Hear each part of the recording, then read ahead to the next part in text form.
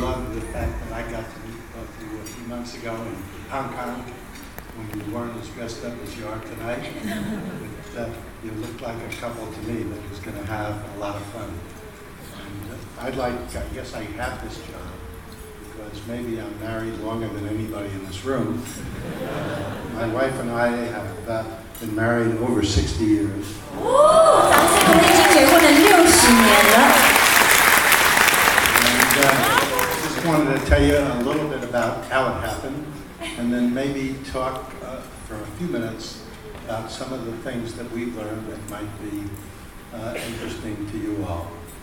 And I have no problems with what you're going to do with your life.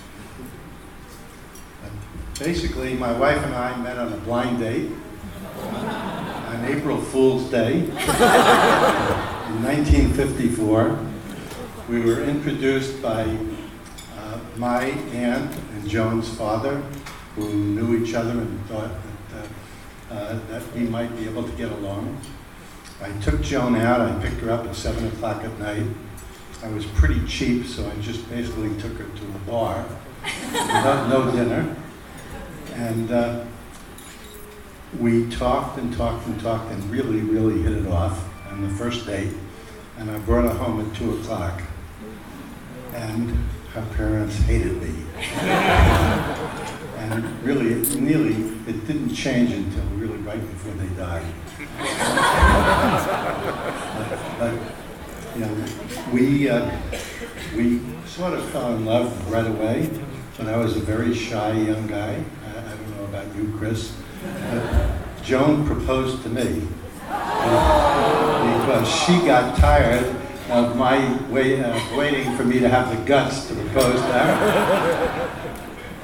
So she proposed to me in August of 1954, and we got married on June 19th of 1955, a week after I was supposed to graduate from Cornell University, which I think is at least as good as most of those places we talked about.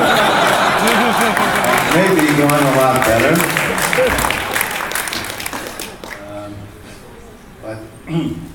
So we got married on June 19th, and at 12:01 on the 20th of June, Joan became 21.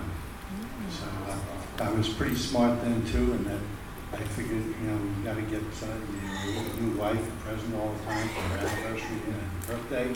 So with that days coming right next to each other, I bought her one earring for her anniversary and the other earring for her birthday.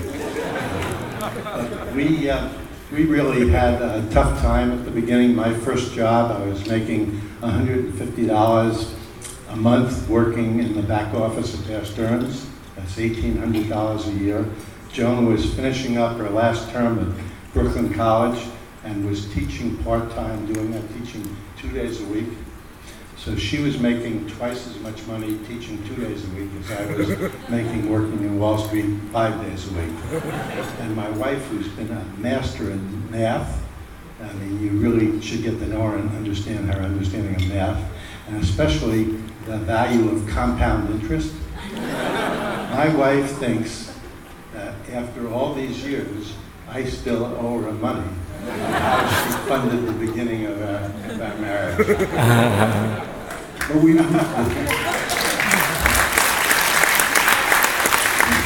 Smart woman. But we really had a fantastic time together. We were really partners. We were friends. We worked together. We built a company together, 2 companies as a matter of fact, both with a big family feeling. We included spouses so that the people, the whole family, would understand what's happening and the anxieties and how you have a family that's supportive of what a person is doing rather than part of the family not knowing anything. And we got very, very involved early on in philanthropy. My wife started working in the psychiatric ward of Bellevue in the 1970s. And you know, that was a period of time when there were a lot of street people, and New York didn't have the money to take care of a lot of these people, so they went back on the streets at night. But Joan really cared about the social services. And one night we were walking home from dinner, and this, "Hi, Joni, hi, Joni." And I looked at where the sound's coming from, and there's this person sitting in a cardboard box in a doorway to a building.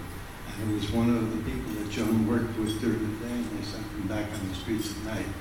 But, you know, we've done a lot of things, and in New York, we've been active in Alvin Ailey American Dance Theater, and Carnegie Hall, as you mentioned. I was chairman there for over 20 years, and now president, and Weill Cornell Medical College, where we built a medical school in the Middle East in Doha, and a medical school in Africa and Tanzania. We're graduating 200 doctors a year now in a place that had 2 doctors for 17 million people 10 years ago. And we've now moved to the West Coast also.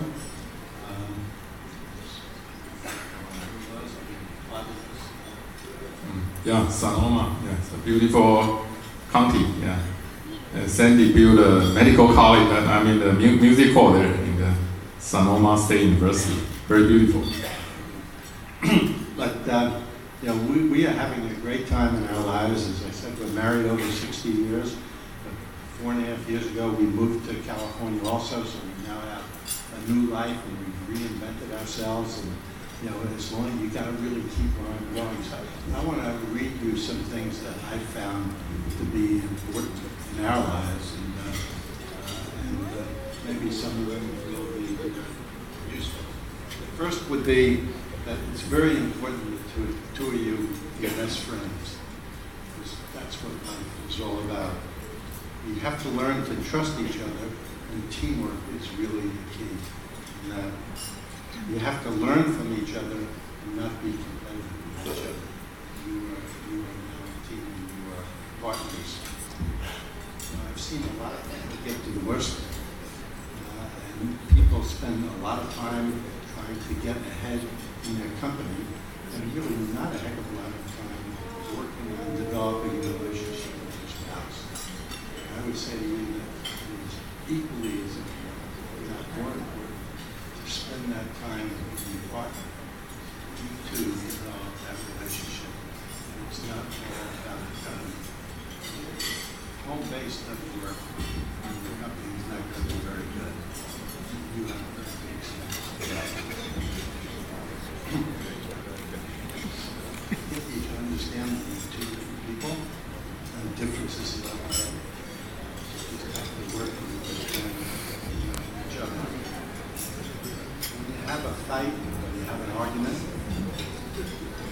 for me, the worst thing that one can do is go to sleep without resolving the argument. Because then you'll have dreams, and the argument and the problems will get bigger and bigger. My best advice is, when you do have an argument, arguments happen, just try and resolve it before you leave each other.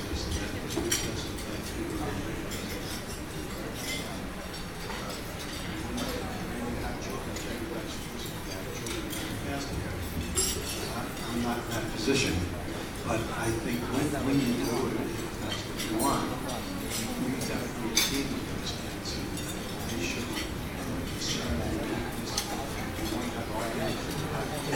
Mr. Weill. yes. Okay, I'm sorry.